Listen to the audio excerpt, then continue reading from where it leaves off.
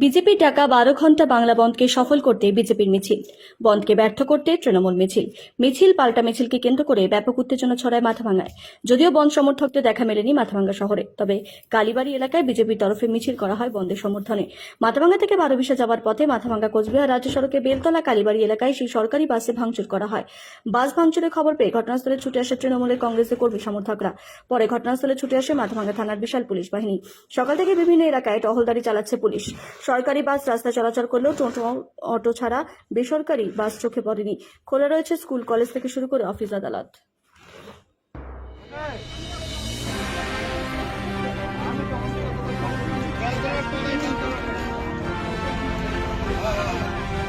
তিনটা টাকা বেশি নাই, 3টা টাকা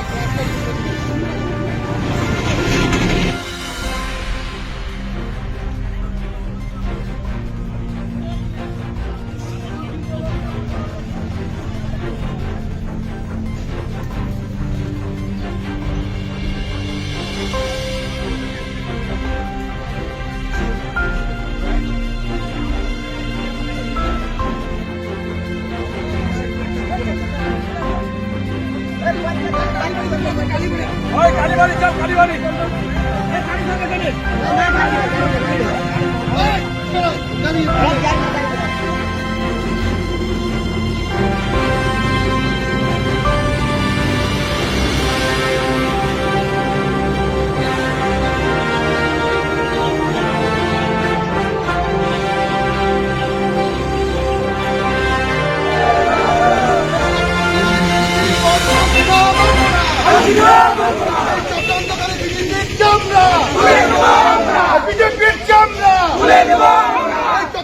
বিজেপির বন্ধ মানছি না, মানবো না।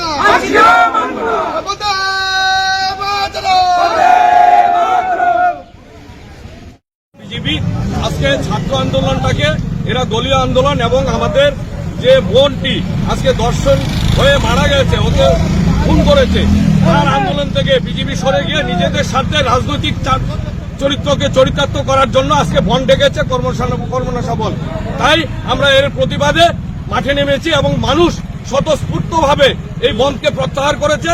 তার পাশাপাশি যারা এই কাজগুলো করছে, দেখুন দূরের থেকে ডিল দিয়ে ওদের এখন মাঠে নামার আর ক্ষমতা নেই, ওদের পায়ের নিচের থেকে মাটি চলে গেছে, অথচ ওরা দূর থেকে বিভিন্ন সরকারি সম্পত্তি নষ্ট করছে, আজকে এনবিএসটিসির গাড়ি ভেঙে দিচ্ছে। এটার জবাবদিহি বিজেপিকে করতে হবে। আগামী দিনে আমরা এ নিয়ে আরো লড়াইয়ের ময়দানে নামবো।